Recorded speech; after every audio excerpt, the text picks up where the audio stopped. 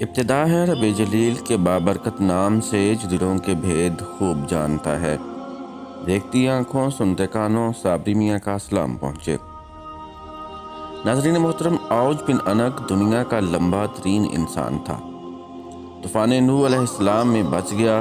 طوفان نوح میں اوج بن عنق کے علاوہ کوئی بھی غرق ہونے سے نہ بچ سکا، ماسوائے وہ لوگ جو کشتی میں حضرت نوح علیہ السلام کے ساتھ سوار تھے۔ اس کی نجات کا سبب یہ تھا کہ حضرت نوح علیہ السلام کو کشتی بنانے کے لیے ساگوان کی لکڑی کی ضرورت تھی، مگر اس کو اٹھا کر لانا ممکن نہ تھا۔ اوج بن عنق وہ لکڑی شام سے اٹھا کر لایا تھا۔ اللہ تعالیٰ نے اس کے عمل کو قبول کیا اور اسے غرق ہونے سے نجات دی۔ بعد از جب فرعون کے دریائے نیل میں غرق ہونے کے بعد جب بنی اسرائیل کی قوم کو اس کے ظلم و جبر سے نجات مل گئی تو اس کے کچھ عرصہ بعد اللہ تعالیٰ نے حضرت موسیٰ علیہ السلام کو حکم دیا کہ ملک شام کی سرزمین سے ظالم لوگوں کو نکال دو اور خدا کی راہ میں دشمنوں سے جہاد کرو۔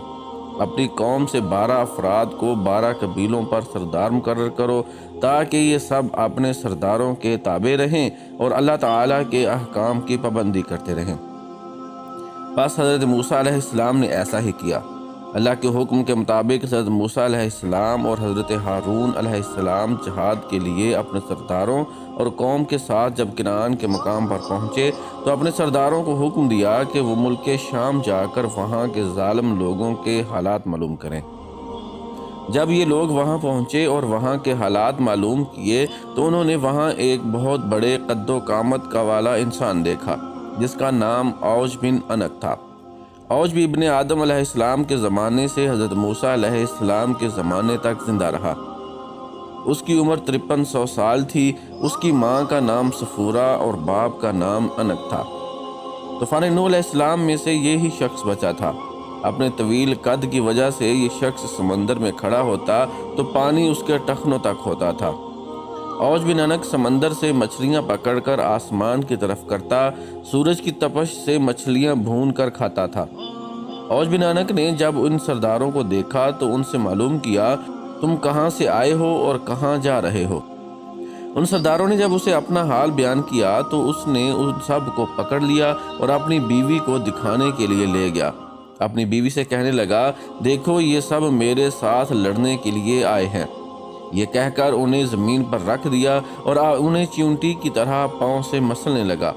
اس کی بیوی نے کہا، ان کو چھوڑ دو، یہ کمزور اور ناتواں ہیں، خود بخود چلے جائیں گے، تجھ کو انہیں مارنے سے کیا فائدہ ہوگا۔ یہ سردار ظالموں اور جابروں کی کثرت سے ڈر گئے۔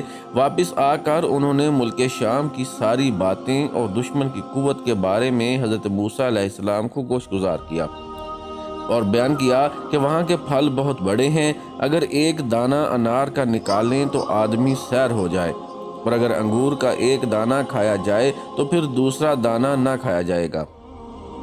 جو نشانیاں اور پھل فروٹ لائے وہ حضرت موسیٰ علیہ السلام کو پیش کر دیے۔ حضرت موسیٰ علیہ السلام نے اپنے سرداروں سے کہا کہ یہ باتیں اپنی قوم کے لوگوں کو مت بتانا کہ دشمن کی قوت کتنی ہے، کیونکہ یہ لوگ تو پہلے ہی بزدل ہیں اور جہاد سے بھاگ جائیں گے۔ حضرت موسیٰ علیہ السلام کے اس حکم پر 12 سرداروں میں سے صرف 2 سردار اپنے وعدے پر قائم رہے۔ باقی 10 سرداروں نے عہد شکنی کی اور قوم کے لوگوں کو وہاں کا سارا ماجرا اور اوج بن عنق کے ہاتھوں پکڑے جانے کا واقعہ بھی بیان کر دیا۔ جب موسیٰ علیہ السلام کی قوم نے یہ سارا واقعہ سنا تو ڈر کر جہاد سے کترانے لگے اور مصر واپس جانے کی تیاری میں لگ گئے۔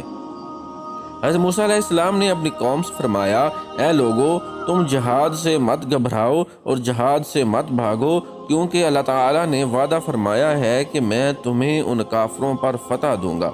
تو قوم نے حضرت موسیٰ علیہ السلام کی قوم کے 2 سردار یوشع بن نون اور کالعد بن قطاوہ اپنے وعدے پر قائم رہے اور اپنی قوم سے کہنے لگے، اے قوم ٹھہر جاؤ اور جہاد کرو، اللہ تعالیٰ تم کو فتح دے گا۔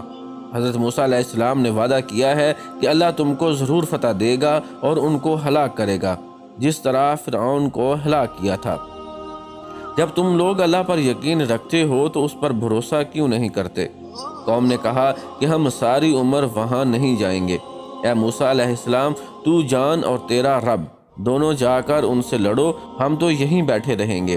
حضرت موسیٰ علیہ السلام نے ان سے غصہ ہو کر ان کے لیے اللہ تعالیٰ سے بد دعا کی، جس کی وجہ سے شام کی فتح میں 40 سال کی تاخیر ہوئی۔ اس مدت میں بنی اسرائیل کے نافرمان لوگ جنگلوں میں بھٹکتے رہے۔ دوسری طرف جب حضرت موسیٰ علیہ السلام ہاتھ میں اپنا عصا لیے حضرت ہارون علیہ السلام کے ہمراہ ملک شام روانہ ہو گئے، حضرت موسیٰ علیہ السلام کی باغی قوم نے بنی اسرائیل نے واپس مصر جانے کا ارادہ کیا۔ تمام رات چلتے رہے، مگر جب صبح ہوئی کہ دیکھا جہاں سے روانہ ہوئے تھے اب تک وہیں پر موجود ہے۔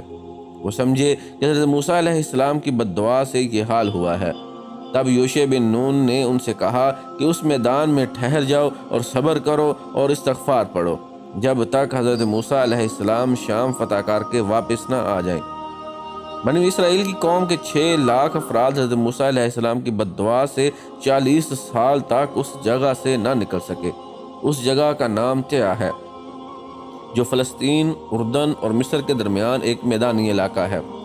غرض کہ حضرت موسیٰ علیہ السلام جب اوج بن عنق کے شہر کے نزدیک پہنچے تو لوگوں کی ہیبت ناک شکلیں دیکھ کر ڈرے اور اللہ کی مدد مانگ کر آگے بڑھے۔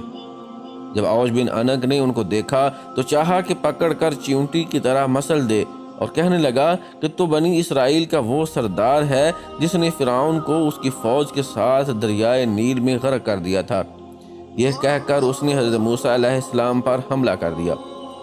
حضرت موسیٰ علیہ السلام کا قد 70 فٹ تھا اور انہوں نے 70 فٹ اچھل کر اپنا عصا جو کہ حضرت موسیٰ علیہ السلام کے قد کے برابر تھا اوج بن عنق کے ٹخنے پر مارا، جس سے وہ گر کر ہلاک ہو گیا۔